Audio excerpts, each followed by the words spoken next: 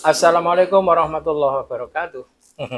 Jumpa lagi. Nah, pada saat ini, jumpa kali ini saya akan menyampaikan sesuatu yang hari ini masih rame-rame, yaitu tentang orang-orang Arab yang ada di Indonesia.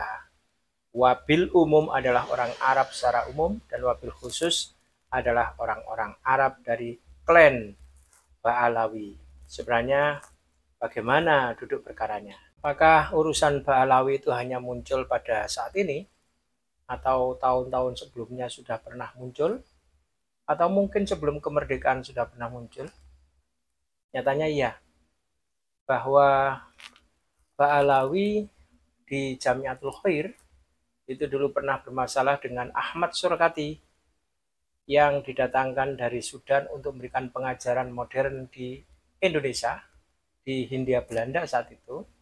Tapi menghadapi kenyataan bahwa Ba'alawi merasa sebagai kelas tertinggi di dalam masyarakat Islam sekaligus kelas tertinggi di dalam masyarakat Arab di Indonesia.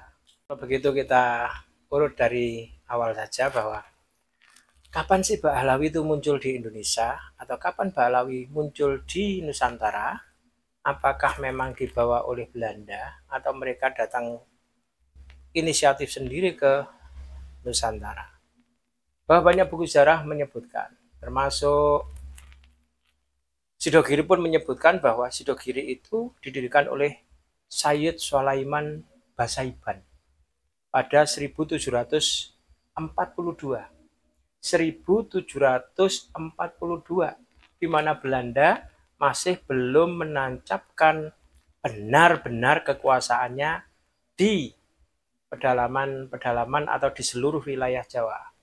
Mereka baru menguasai terutama di daerah Jakarta dan beberapa daerah-daerah lain di wilayah Jawa Tengah. Nah, Basaiban ini adalah Ba'alawi yang kita ketahui 1742 mendirikan Sidogiri, kemudian diberikan kepada menantunya, dan beliau kemudian menuju ke Jombang dan menemukan sebuah daerah namanya Betek. Dan beliaunya babat alas di situ, babat untuk masjid, tapi belum sampai mendirikan pesantren. Beliaunya, yaitu Sayyid Sulaiman ini sudah meninggal terlebih dahulu, yang sekarang dikenal dengan kuburan Betek. Tapi itu bukan satu-satunya cerita juga, bahwa hampir di semua daerah itu pasti ada orang-orang Arab dan khususnya orang-orang Ba'alawi juga sangat banyak. Ada Asegaf, ada Al-Qodri, ada banyak sekali di daerah Sumatera, di daerah Kalimantan. Bahkan beberapa Ba'alawi itu atau mereka yang waktu itu ya tidak mudah menyebutnya Ba'alawi gitu ya, tapi yang jelas mereka keturunan-keturunan Arab ini begitu mudahnya berbaur, memang begitu mudahnya berbaur dengan masyarakat pribumi, begitu mudahnya berbaur dengan masyarakat pribumi sehingga tanpa melakukan penjajahan mereka melakukan dakwah-dakwah yang memang dari Arab sana ke Indonesia tidak membawa istri, sehingga rata-rata mereka dengan kemampuan kepintaran yang lebih dibandingkan dengan umumnya masyarakat pribumi ya, karena mereka masyarakat kosmopolit ya, masyarakat pelayar yang demikian rupa berdagang dari satu tempat ke tempat lain. Itu kemudian mereka menikahi pribumi-pribumi yang ada di Nusantara, yang mereka sebut sebagai, nanti anak-anaknya mereka sebut sebagai ahwal, nah, saudara seibu. Semua orang-orang pribumi disebut sebagai ahwal atau saudara seibu. Kenapa? Karena mereka rata-rata orang-orang Arab di Indonesia itu yang hari ini pun ada itu, umiknya atau ibunya itu tidak berasal dari Arab tapi berasal dari pribumi, tetapi ayahnya mereka berasal dari Arab dan punya marga. Orang Arab itu sangat kuat ilmu nasabnya dan ilmu kemargaannya, sehingga mudah sekali buat mereka untuk menelusuri keturunannya sampai ke atas. Siapa misalnya Asegaf, Asegas, terus dan seterusnya, itu sangat sangat bisa. Berbeda dengan masyarakat yang tidak bermarga, misalnya Jawa, Madura, dan Sunda. Saya sendiri sebagai orang Jawa, taunya ya hanya sampai pada mbah, paling banter ya pada buyut. Di atas itu sudah tidak mampu. Buyut itu anaknya siapa, anaknya siapa, anaknya siapa. Yang bisa begitu biasanya memang adalah orang-orang Arab, keturunan-keturunan Arab itu yang memang punya farm atau marga yang sedemikian rupa. Juga orang-orang pondok. Orang-orang pondok itu biasanya juga punya garis silsilah sedemikian rupa. Nah, ketika Belanda begitu kuat menancapkan pengaruhnya di Jawa terutama, kemudian di akhir abad 19 muncul seorang Arab dari Hadramaut namanya Utsman bin Yahya itu. Utsman bin Yahya ini benar-benar kemudian melihat bahwa tidak ada gunanya para torekot-torekot atau kelompok-kelompok Islam itu, ordo-ordo dalam torekot Islam itu melakukan perlawanan kepada Belanda. Karena syarat-syarat untuk memerangi Belanda atau perang Sabil itu belum kuat. Nah, memang kalau abad 19 itu ya sudah sedemikian rupa. Nah, ketika itu Snogorgro-nya baru pulang dari Mekah untuk melakukan haji di sana dengan melakukan penyamaran terhadap dirinya, melakukan survei. Kenapa sih banyak sekali perlawanan di Aceh sampai di daerah-daerah Islam semuanya termasuk di Jawa? Ternyata mereka rata-rata yang melakukan perlawanan terhadap Belanda adalah para haji-haji yang pulang dari Makkah itu, atau orang-orang ulama-ulama yang baru pulang dari haji itu yang punya semangat untuk melakukan perlawanan terhadap penjajahan Belanda. Mereka tersadarkan karena memang ketika haji mereka menemukan banyak dari bangsa-bangsa lain yang terutama di wilayah Turki yang merdeka itu menyadarkan bahwa Nusantara itu atau Jawi sedang dijajah oleh Belanda dan Jawi yang Malaysia dijajah oleh Inggris. Itu disadarkan betul. Bin Yahya itu menentang pemberontakan-pemberontakan baik di Cilegon, Cirebon maupun di wilayah Jawa Barat dan Sumatera, di mana mereka dipimpin oleh para guru-guru torekot atau mursyid-mursyid lokal torekot, dan menentang itu bahwa tidak penting itu dan harus tentang. Nah, ini ditangkap oleh Snogorgro-nya sebagai sebuah peristiwa yang harus dihargai, di mana Utsman bin Yahya kemudian didekati dan didekatkan dengan pemerintahan Hindia Belanda.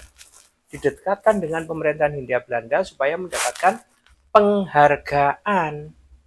Nah, pada saat tertentu Utsman bin Yahya ini ditemukan Snogorgro-nya akhir abad 19 dan dia berperan betul di awal abad 20. Sedemikian rupa itu berbarengan pula dengan Kiai Haji Hasyim Asy'ari mulai mendirikan Tebu Ireng, tidak menghiraukan yang ada di Jakarta yang hiruk pikuk sedemikian rupa, tetapi Mbah Hasyim Asy'ari setelah pulang dari haji melihat bahwa daerah-daerah di Jawa Timur, di Jombang itu ada belasan pabrik yang didirikan dan Mbah Hasyim merasa terpanggil untuk melakukan Islamisasi yang ada di pabrik-pabrik. Karena pabrik-pabrik ini akan sangat rentan dengan sekularisasi dan molimo di sekitarnya. Nah, berbarengan dengan itu, Mbah Hasyim mendirikan berbarengan dengan itu. Kembali ke Utsman bin Yahya. Utsman bin Yahya ini kemudian betul-betul didekati oleh Snogorgro-nya. Snogorgro-nya yang namanya Abdul Ghaffar itu. Abdul Ghaffar. Apakah dia sendirian? Tidak. Utsman bin Yahya tidak sendirian. Tetapi Utsman bin Yahya yang begitu banyak menentang perjuangan atau perlawanan para torekot itu sangat dihargai oleh Belanda, yang kemudian Utsman bin Yahya sendiri dijauhi oleh para Ba'alawi dan Arab-Arab non-Ba'alawi yang lebih percaya kepada pan-Islamismenya Jamaluddin Al-Afghani dibandingkan dengan penjajahan Belanda.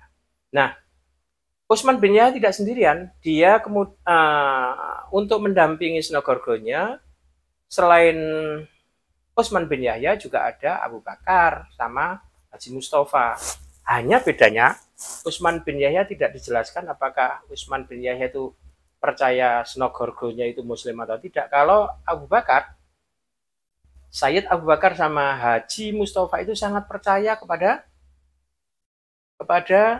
Snogorgonya, bahwa Snogorgonya itu muslim, sehingga perannya kepada pemerintahan Hindia Belanda itu akan membawa dampak baik kepada muslim yang lain.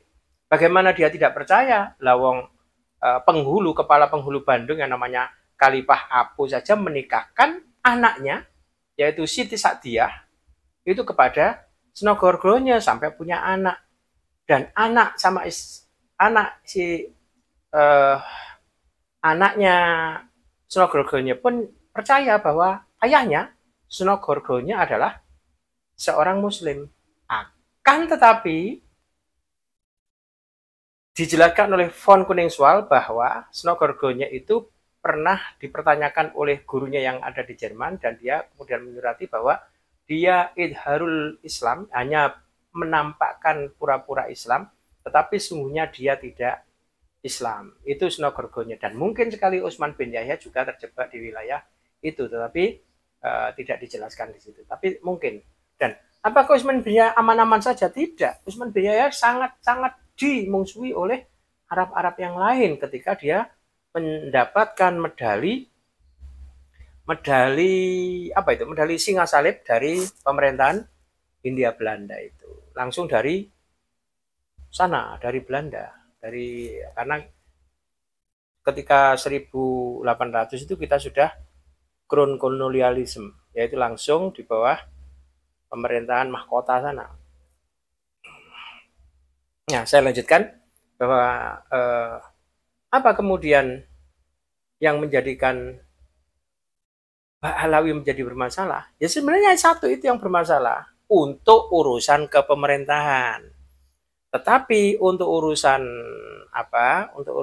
yang tadi merasa sebagai kelas terbaik dan seterusnya, memang terjadi Ahmad Surkati sedemikian rupa berdebat dengan mereka, tetapi itu kan tidak banyak. Sebagaimana hari ini sebenarnya yang sangat-sangat merasa bahwa nikah Ba'alawi dengan non Ba'alawi tidak sah itu kan hanya 1-2 orang Ba'alawi. Tetapi karena memang suasana politik sedemikian rupa, dan memang di dalam sosiologi ada tesis, sintesis, dan antitesis, maka sungguhnya tesis yang dilemparkan oleh Ba'alawi tentang keagungan ras, saya sebut keagungan ras, itu kemudian dilawan oleh PWI LS itu, maka nanti insya Allah akan ada kebaikan lagi sebagaimana tahun-tahun kemarin. Di awal abad 20 kan juga terjadi, maka muncullah Al-Irsyad. Nah, kalau hari ini terjadi lagi, muncullah PWI LS itu dan seterusnya. Mudah-mudahan itu tidak terus-menerus terjadi. Urusan Utsman bin Yahya ini sebenarnya seperti karena nila setitik rusak susu sebelanga. Artinya sebenarnya keturunan-keturunan Arab yang banyak berjuang di Indonesia sedemikian rupa menjadi berbau dengan pribumi, itu kemudian oleh Snogorgonya dan tidak pernah dikritik oleh Utsman bin Yahya, bahwa memang Arab menurut undang-undangnya Belanda itu dia berbeda sekali dengan di Malaysia, di India, di Pakistan, Bangladesh, di mana komunitas Arab adalah bagian dari pribumi Muslim. Maka di sini Arab tidak dianggap sebagai pribumi, memang Muslim tapi dianggap tidak pribumi, dianggap sebagai timur asing seperti Cina, seperti India, seperti Jepang, seperti Eropa, seperti yang lain-lain. Nah, di mana pada struktur kelas itu nomor 1 Eropa dan kulit putih, yang kedua timur asing, yang ketiga adalah pribumi. Yaitu ini juga luar biasa yang namanya politik Davide et Impera, di mana Snogorgonya ini memberikan nasihat-nasihat kepada Belanda untuk benar-benar mengadu domba, sebagaimana Perancis ketika di Aljazair memberikan advis kepada Belanda bahwa yang lebih mudah itu bukan mengangkat bupati-bupati yang suka minum minuman keras, itu yang liberal hidupnya, yang jauh dari Islam. Tidak itu. Yang efektif adalah dengan membenturkan antara torekot satu dengan torekot yang lain, antara kelompok Islam yang satu dengan kelompok Islam yang lain, di mana yang satu dipuja-puji, sedemikian rupa dikasih fasilitas, tapi yang lain dihajar habis-habisan. Juga terjadi pada Utsman bin Yahya yang diserang selama 2-3 tahun, diserang oleh orang-orang komunitas Arab yang lain, tetapi dalam pers-pers yang pro Hindia Belanda menyatakan bahwa mereka orang-orang Arab yang mengkritiki Utsman bin Yahya adalah orang-orang yang iri kepada keberuntungan Utsman bin Yahya yang menjadi penasehat pribumi untuk Belanda itu, dan dia menjadi pejabat dan dia mendapatkan manfaat ekonomi, manfaat sosial sedemikian rupa. Ini bisa kita lanjutkan ya.